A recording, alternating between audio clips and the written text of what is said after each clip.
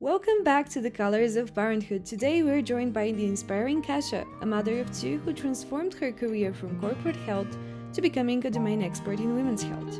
After experiencing challenges during her pregnancies, including postpartum difficulties, she founded Mamamoon and recently focused on fostering support for women through all life stages. Join us as we dive into Kasia's journey, her insights on motherhood, and her mission to raise awareness about maternal health.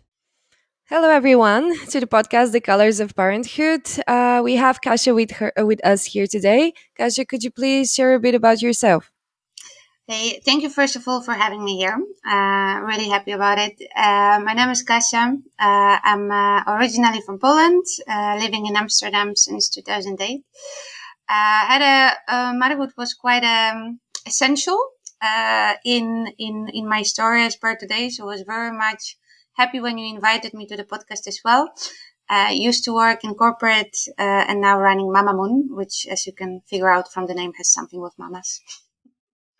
Thank you. And could you share a bit about your motherhood journey? So, when did you become a mom? How many kids do you have? Lily, I got two kids. Lily is 8 and a bit. Miko is 5 and a bit. So that's they were both born here in the Netherlands.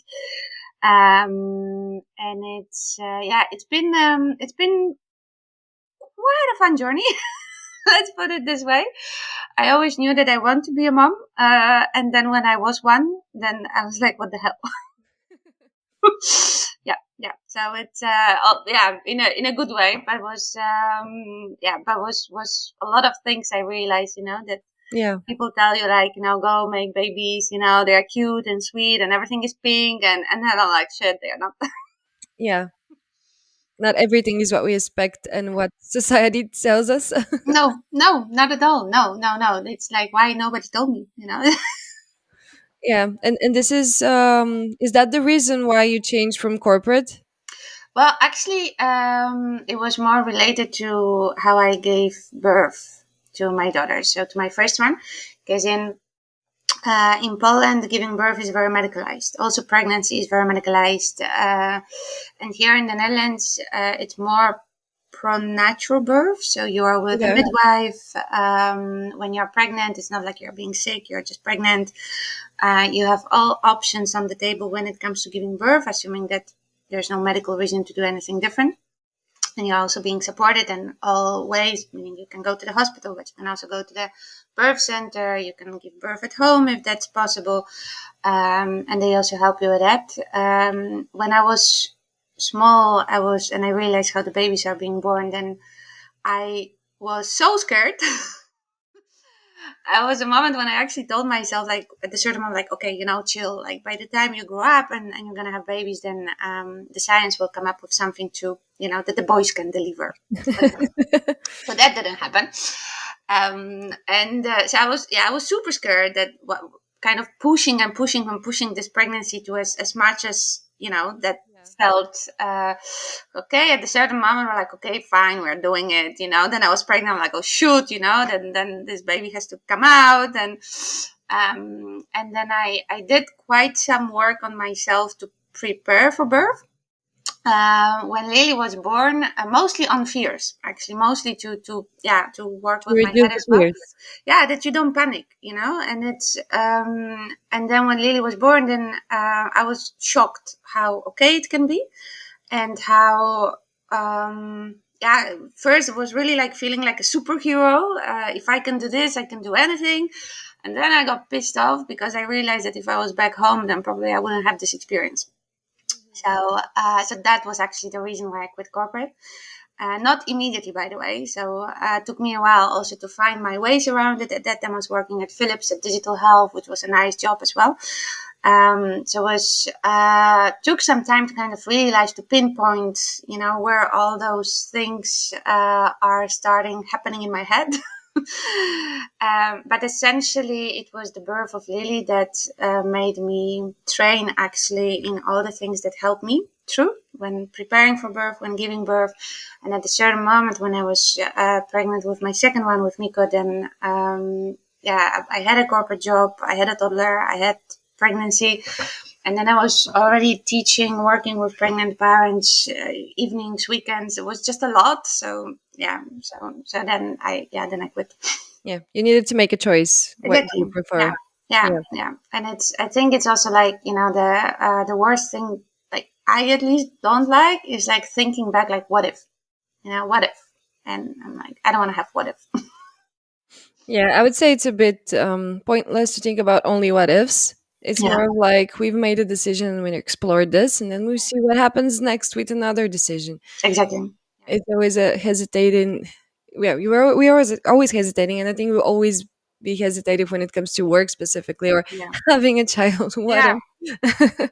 if? But I was curious. So you said that in Poland, usually people would have a C-section, right? Because Yeah. So, it's not, you can sign up. So yeah, it's not, maybe there are countries like South Africa that you actually have to fight for having a vaginal birth, having a natural birth. So there are countries like in South America, where also C-section is just something that everybody does. Poland is maybe not as extreme, but all my best friends, they did a C-section not because they had to; they were scared to do it in a yeah, different. It's very popular. And it's I'm also in a way not surprised, because the information that we are getting around pregnancy and birth is more focused on the risk factors. What I also still remember conversation with one of my friends who was basically saying like, but this can go wrong and this can go wrong and this can go wrong, and like no, no, no, no, no, I'm just signed up, it's fine, it's all good. And it's I was not even thinking about kids at that time, only hit me later, realizing that this was really something in her head, and that's also the system that works very much that way in many places. Still, there's I see shifts of change, but it's still very small towards the bigger scheme. yeah. Yeah. Yeah, there is a tendency in Eastern Europe usually that people are more prone to do C-section because they are afraid. So fear of birth is quite high in Bulgaria too. And I've spoken to So I think this is a complex matter because at some point when I spoke with another woman, with another mom, that she wanted to have a natural birth in Denmark, but she had such an extreme birth situation, so it was really bad. It was hurting. She had like she was in the hospital for 9 hours and having yeah, she was giving birth, but they did the C-section only when it was like the last point when she would like couldn't bear it. So there is this point where in Bulgaria it's so easy, and in Poland when you can just Yeah. say I want C-section, and there the other part where it's like you need Yeah. to have an emergency, but like the last resort is C-section. Yeah. So I don't know what's the best option, but definitely it's a complex matter. I think, at least as long we are given a choice and the choice is ours. So this is something which I felt it was missing, because that's something that, that extreme. That I mean, it's. I'm very happy that we have C-section as an option, right? Yeah, Because it's not always given, but that, very often it's, let's say, the information around the part of the risk is really rich, whereas the information of how you can support yourself, and also about the benefits of the natural birth and the recovery, and how you can help yourself, because there's a lot you can do, it's just not that rich. yeah, And that's this is, I think, what I struggle a bit. I also, here in the Netherlands, I met a birth photographer. So she's originally from Argentina, and she actually told me a story. So she's two kids. One she was a teenage mom when she got pregnant first time, so she immediately was sent for a C-section. Nobody even asked yeah, her. And then with the second one, she tried naturally, but kind of quickly was also pushed that direction, and then landed here in the Netherlands, became a birth photographer, and seeing births, how it can also be. So the home births, the with siblings around, and then she felt like, shoot, like I feel like something was taken away from me, and I feel that's the part where I struggle with being okay with. Let's say, as long as this is your decision and you take this decision based on, you do your research, you have the information given, but not like, it's being pushed at you, just that one part, right? So it's yeah, and Yeah. that's where I'm. Yeah, and when we think about it, women who are pregnant are more vulnerable to like seek medical help, which is okay, but also like hearing and accepting everything like the doctor says. And I started thinking actually that I've spoken here, and a lot of Bulgarians have told me that doctors prefer C-section because it's also planned, and when it's planned, it's easier. So your birth is pushed to you because of convenience. So yeah, Yeah, yeah. I also heard actually in India it's also better for the insurance money. So that there is also some countries where that plays a role, and that's when you start thinking like, okay, yeah. And now that we are on the topic of like different cultures, could you share like two things that are at least are quite different from the Netherlands and Poland when it comes to postpartum care too? oh, well, so there's one thing which I loved about the Netherlands is that you get a kramzorg, which is a nurse that the moment that you give birth. So if you give birth at home, she comes to the home birth. If you give birth at the hospital or birth center, the moment that you arrive at home, which is very often the same day. So we don't stay here in the hospital for like a few days. No, you go the moment that if you're okay, then go. Which sounds extreme, by the way, but it's amazing because then you're in your bed, in your bathroom, you know. So, and then you have this nurse coming to your house, and that's changing. But when I had kids, I was given 49 hours. So if you split it, you have a person coming to your house for like 7 days a week. So yeah, 7 days a week, so every day for 7 hours a day. That helps you teach you everything about how to breastfeed, how to take care of your child, checking on you, checking on how you're recovering, checking how the baby is doing, helping you with the house. So like with those small house loads so that you don't have to do it. Sometimes preparing food for you as well, for you as a family. So if you have, when I was with my second one, so we already had toddler, then Sabrina was spending a lot of time with Lily. So it was really, I loved it. It was a week where you didn't have to think too much about it because you knew you will be covered. And that's something which, of course, in Poland is very often covered with family, and partially with those first few days in the hospital. But I would never exchange it because it's you have this professional person trained, a healthcare professional coming to your house and helping you with recovery, teaching you. So that I really really loved. That you also don't have to get out of the house. So that I loved. What I like, I think maybe less, and that's I think where the Polish culture was would be a better fit, at least for me, is that you have this in Poland. I think it takes around like the first 6 weeks you are kind of in, so there's no visitors too much. You stay within your family, just the close people. Also, nobody expects you to accept visitors in the house, so you have the time for cocooning, and you have your grandparents coming in, or the sisters, the brothers. So it's very whereas here, as soon as possible, the family wants to come in. The friends wants to come in, and then you're like, let's say you had a tear, you cannot walk, and then you have somebody coming in for coffee and a cookie, and Yeah, that I didn't like. Yeah, so you have like this, yeah. So, but that's the culture way, when the culture part, which I did it different with my second. Then you learn how to set the boundaries, but it's yeah, yeah. I think it's always like how to set the boundaries is the first kind of lesson after you become a parent, probably. yeah.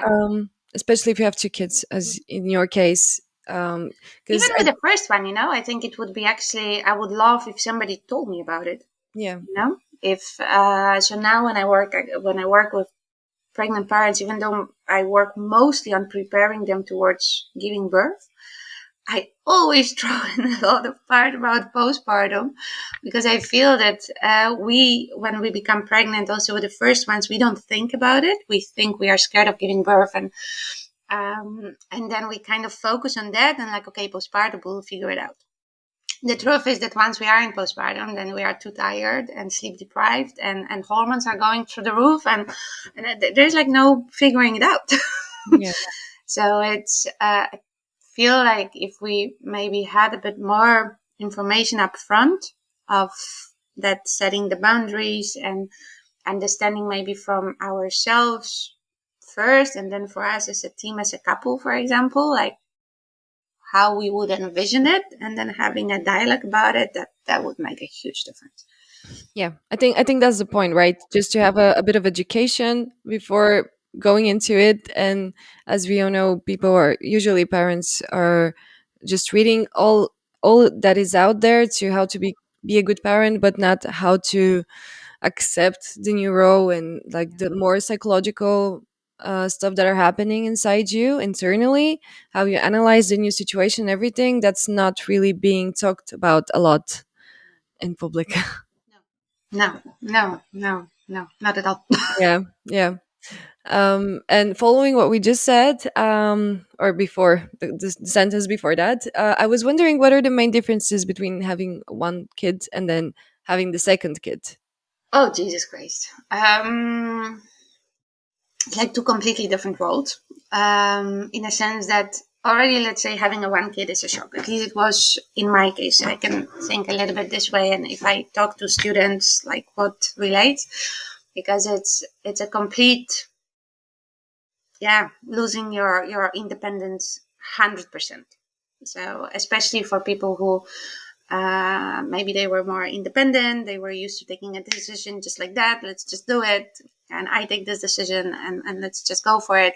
And then suddenly you find yourself that you are there, and then you cannot even go to the toilet because you need somebody to take the child from you, or then there's this child that's like 150% responsible on you, which can also hit. So I remember struggling a little bit with that, like a lot. So that, like, that mental hit was huge. And finding that space, and also like what is that new me, because also the acceptance of like losing yourself Yeah, before, and it does take time. So now when I think about it, right, like Lily is 8, Miko is 5, and it's like the best thing that could ever happen, also in terms of me developing as a person. Like I would never want to go back.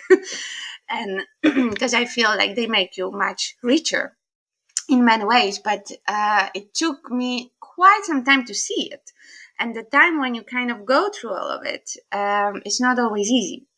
So that was for me, the mental hit was huge. With the second one, what it was physically exhausting. So that was, and that because it was physically exhausting, it was rather that droning on the mental health, also within the relationship, because then you realize that you hardly have any time for yourself as a couple. It's all becoming more functional, like, about changing the diapers and the food, and for the food for the kids and the food for us. And then you have a toddler, and then you have a breastfeeding. So it's like all that schedules and logistics. And there's like the moment that maybe you have the 5 minutes to sit on a couch together, then you're just so tired that you go sleep. So it was very, yeah, it's quite intense. But if, let's say, that shock, the initial shock, is less, because you kind of, what to expect, and you also feel like you do put a bit more attention. Also, I see that from the second time moms that I work with, they put more attention on, okay, let's prepare now for those first weeks and months. Let's set those boundaries. Let's yeah, agree on the expectations, because now you know. But it's, of course, when you're there. I heard from one student we had similar age, the number one and two. And then I actually met her when she was pregnant with the third one. And then she was trying to convince me, was like, Kasia, just go for the third one. Then you just, it's such a chaos. You cannot control it anymore. So you become such a relaxed parent because you have to accept it. So, yeah, I didn't do that. But that was. um, yeah. I can only imagine the stress that a mom goes through and the mental load of everything. I think there are a lot of studies saying that moms who have more than one kids are experiencing a lot of stress in the first few months. Definitely. Um, But I was curious because you said about the couple dynamics, and Mm. at what point did you got like again into the same routine of having time for yourself as a couple? Well, my kids are 8 and 5, and we are still working on Yeah. that. I mean, that's just true, because it became better when they both went to school. So it was like now Miko is in group 2. So last year, so like a year and a half, he went to group 1. So here the kids, they go to school when they're 4. And then it became easier. So then we could at least plan things. Like you Yeah. could depend on the school being a place where they can both be taken care of in the same schedule, the same location. So at least then it became easier. But it's still not like, oh yeah, let's just do that, because he is still 5. He's very, with Lily, if we had another Lily, we could do whatever. But we don't have another Lily. We have Miko, and we love him, of course, but he can be a pain in the ass. So it's also, yeah, there's just a few people that we can kind of like send Yeah. him with. Yeah. So it's very dependent on the child. In our case, also, we went through COVID. So he was 6 months when the global pandemic hit him. And that also influenced how attached he is to us versus his older sister, because with him we were at home all the time. So that also we could see that once we were, once the pandemic, the whole lockdown went down, and then we would go to the restaurant, and then he didn't know how to behave. Whereas Lily was perfectly fine, and he was just like, so it was, yeah, it was all the time mommy mommy or papa papa, and that also played a role, of course. So yeah, we are still figuring it out. It's better, but it's not there yet. Yeah, I think yeah, I haven't thought about it, but definitely depends on the child. And Yeah. your point about the pandemic, probably it's really hard for people having like one kid during the pandemic without having this comparison, at least what it's like before that. Because some I can imagine that some parents would be not really aware that this affected like that, like the Mm, growing up of the child and the attachment style of the child with the parents, yeah. etc. No, so when I spoke, because I continued teaching through pandemic, then Yeah. I did the online classes.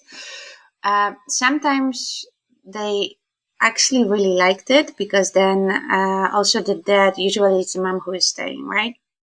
After the childbirth, of course, because she needs to recover. But at that time also, yeah, the partners were not able to go back to the office or to work in majority of the cases. So then they actually had a chance to bond with a kid. And then in this case, they actually liked it. I have no clue indeed how they would see that in terms of attachment. And yeah, that's probably a study should be done in a few years to see, how that impacted. But yeah, it could be crowded, like in different households. So yeah. Yeah, I think that's the time when you need to be sure that you've chosen the right person and the right Oh person yes. to have a family with.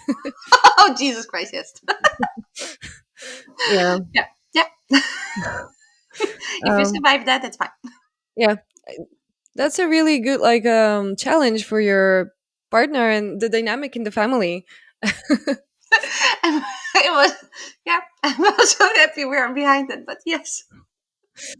And because you said like we talked about the mental load and it was really hard for you to have some time like me time and also time with the partner, but you also shared that you were juggling at some point a corporate, your new job, having did you already had Miko, like did you already had a baby and a toddler? No. So when I actually used the maternity leave of Miko to get out. Okay. So and then it was, yeah, so no, so it was, for me it was very clear that I cannot continue this Yeah. way, because that was not healthy. That year when I was doing all those things, I could see that's just not healthy for me, also for the growing baby. So the moment that basically he was born, and then I was supposed to go back to work, then yeah, then I went back to work Yeah. to resign. What and then I started my own business, which was also not really like the brightest idea in the world, but at least that gives you flexibility. Yeah. So that was, in this sense, I find it easier that you decide about your schedule, and then I was in a lucky position that I could have done it, right? Because you still need to pay the mortgage, so together we were able to do it. Um, but it was, there were moments, of course, that were intense, because sometimes, when you work on yourself, then you end up working more than the 40 hours, more like the 65 or 80. But then if you work on something, that you love, that also Yeah. doesn't feel like work, so also doesn't feel that happy. And how was with Lily when being in a corporate world, being a mom? Oh, it was horrible.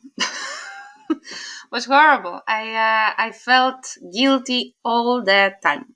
So it was. I came back to the office, and then I felt bad because I couldn't give the same hours because I had to pick up the kid from daycare. Right, I didn't have a backup of, because my parents, they are, the grandparents, they are either in Poland or, far from Amsterdam.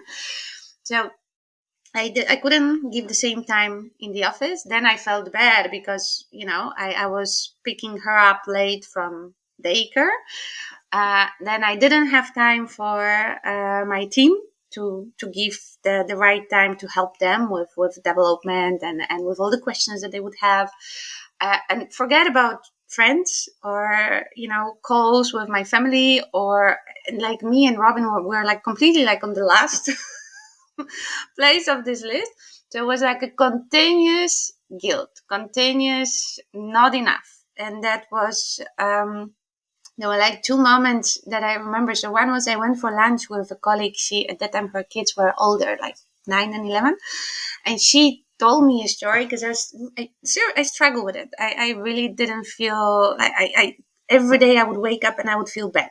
So I went for lunch with her, and then out of nowhere, she told me a story of her own when she used to meet with her best girlfriend, and they would always meet. And one time they realized that they met, and they were all down, and they started sharing the real stories.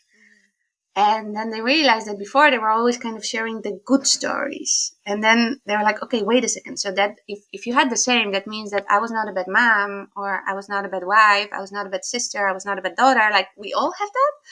So when she said it, I was like, huh. Because she basically like described the situation that I was going through every single day, and I felt like, oh, wait a second, maybe we all have that. Maybe I'm not a bad mom, because nobody talks about it. Nobody talks about the fact that then you also sit there and then you feel guilty because you have a healthy child, you have a husband that you love, you have a job which is awesome, and then you continuously feel bad. So like, how bad of a person can you be if you are so not grateful, right?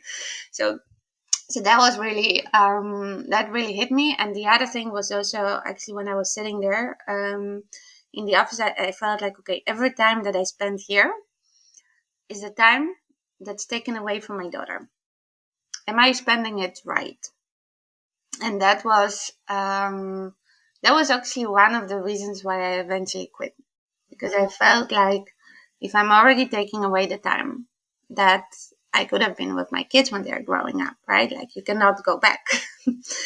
Then I want to spend it on something that matters. And that was actually the reason why I left. Because with Lily, I still had a job which I liked it, so it felt like, was digital health, working on helping people with the risk of a heart attack. So it felt like, okay, and when that stopped, when I went to the next one, I didn't have this feeling of like, okay, no. So Yeah. I think this is a really universal question about, am I spending the time right? yeah, Like, it's really hard. I can only imagine, like, having to change all your priorities because you've yeah, used to having this work as a priority, and then it's inevitable that this will be lower in your priority list because now you have a kid.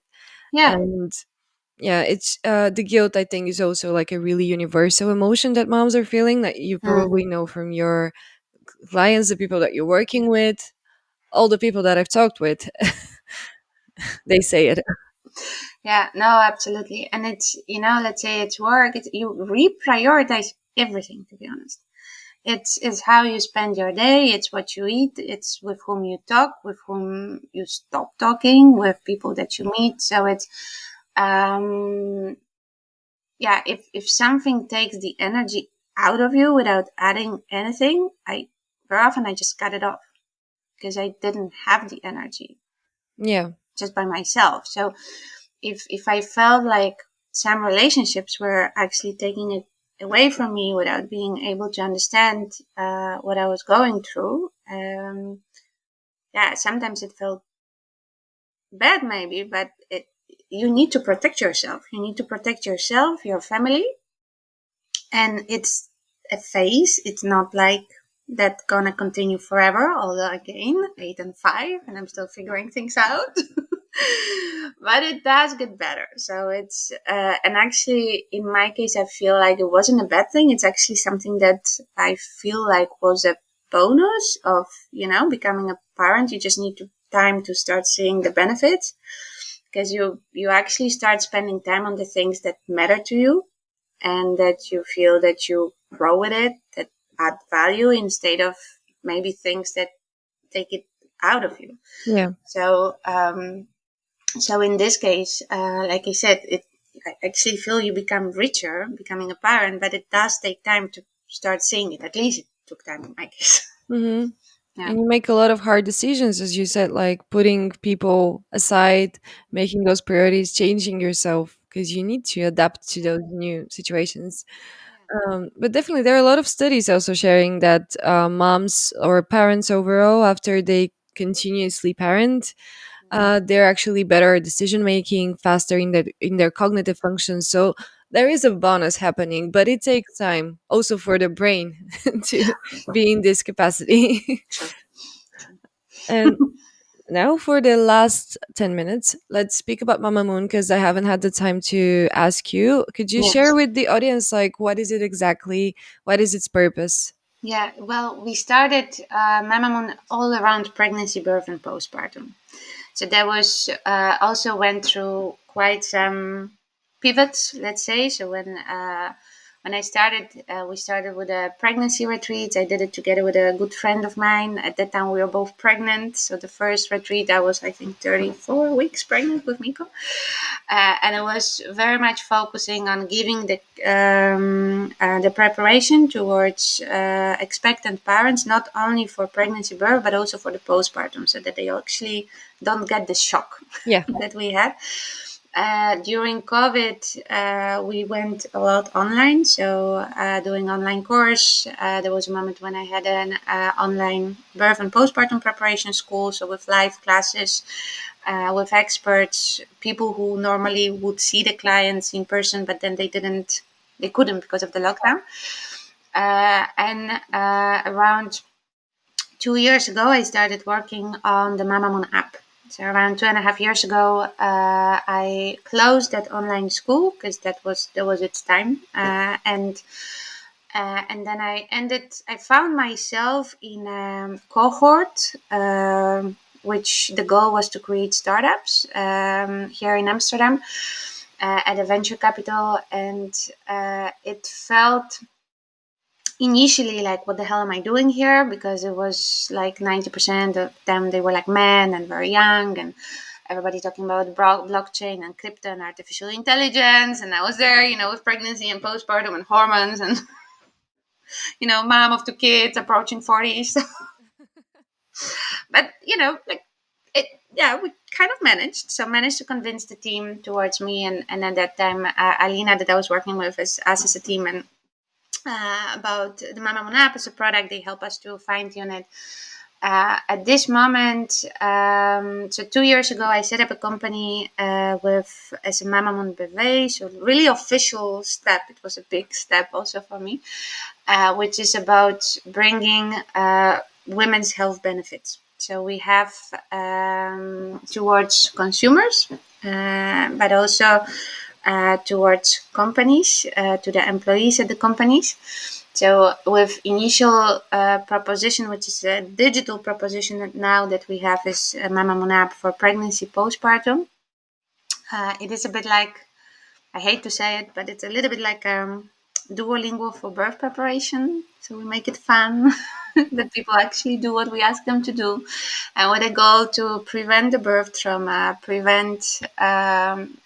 helping them towards smoother recovery, guiding them until 16 weeks postpartum. So So throughout the during whole pregnancy and then postpartum. 16 weeks, yeah, yeah. So during and we when we were testing it, we actually, the moms who were in postpartum were the most active. So it felt like initially we were like, okay, does it make sense to keep that 16 weeks, because then you have a baby and then maybe you're busy with a baby, right?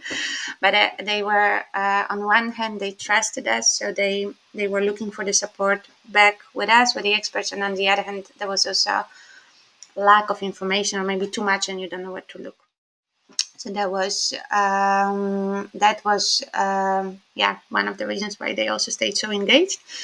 And during that process, because it's been almost 2 years, then we also shifted places. So initially we wanted to help make parenting life easier, and then realizing that our main consumers are women, and actually for them that parenting is a part which a small part maybe in their lives, or let's say the pains are across women's health as a whole.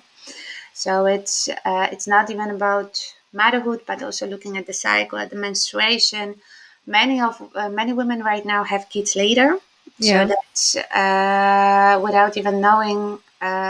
We very often flow from that motherhood and postpartum recovery, finding ourselves, if you have your kids close to 40s, finding yourself soon experiencing symptoms of perimenopause and menopause, and you don't know what it is because also nobody is talking about.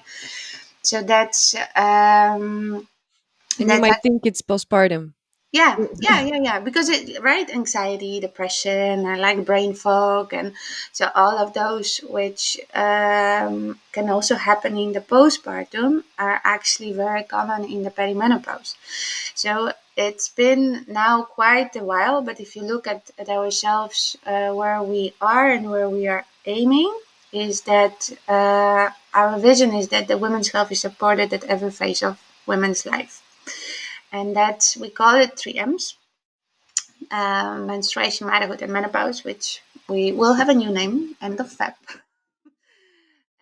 Because the 3Ms is taken and we don't want to be associated with that big company. Yeah. But it's looking at, we with the experts that we've been working over the last years, also through that Mamamoon school, we are already helping women at all of those phases. So having the Mamamoon app for the motherhood, and then bringing experts in the forms of events, panel discussions, workshops, or webinars, when we can also address questions around menstruation, but also perimenopause and menopause, bringing more awareness sometimes about the topics. Because in some cases it is really about making us aware, like the Yeah. word perimenopause very often was like, what is it, and then you dive into it like, oh shoot, I have it, and this and this and this and that. Oh. So sometimes it's about bringing awareness. Sometimes it's about connecting with the right experts who can help. And that's, we are still evolving. So it's basically staying close to women that work closely with us, to the experts that work closely with us, to the companies that trusted us. They also shape the direction. And yeah, that's a little bit Yeah. where we aim at. A little bit. Thank you. I think you will constantly evolve because also we see a lot of needs that are unmet, and I think we probably constantly start seeing different needs that are unmet in women's health. Yeah, Unfortunately. yeah, yeah. But at least Yeah. we talk about it. It's also sometimes the dialogue is more important than we even think about, because it's then you start researching into the topics that maybe you didn't even think about existence, and then you can actually find help for yourself, or for your friend, or maybe sister or mother. So it's that discussion is actually also bringing a lot of value in itself. Hmm. And you said about that you have events. Are they mainly in the Netherlands? Right now, yes. Yeah, so it's the face-to-face events there in the Netherlands, and the webinars, of course. Those are anybody can join. Language-wise, we the main language around Mamamoon is English. So also the events they are run in English, the webinars are run in English, unless we have a specific request on a certain language. Then the experts that work with us they speak in many languages. Hmm. So Okay, that's yeah. amazing. And as a last question, I want to ask you something. So, can you imagine that you talk to your young Kasia self when she was pregnant, and you want to say to her at least one thing that she wouldn't be that shocked? So, what would you say to her? Oh my god, I would just tell myself to trust my gut. Okay. Yeah, yeah, not to doubt it. Yeah. So it was. There's nobody else that can feel what you feel when you're pregnant, when you have a baby, and there's a lot of people with opinions also about how you react to things. At the end of the day, you are the only person who can actually feel whether something is off or not. That connection that you have with your baby is also stronger than at that time anybody else can have. And I felt quite often doubting myself. Sometimes, maybe people even, the intention was good, but then you translate it in your head, like create even more doubt for yourself. I would just, if something doesn't feel right, then it doesn't feel right. If it feels good, it feels good. Trust yourself, and that would, I feel, at least in my case, would give me a bit more peace in my head. Mhm. I think a lot of people would say to you like, "I've already had children, so trust me." When in reality, you know best for your kid, and you know Yeah, best what's happening with you. yeah, So yeah, I encourage what you're saying, and I think a lot of moms need to hear that. yeah. No, it's it's all a different journey. So it's Yeah, exactly.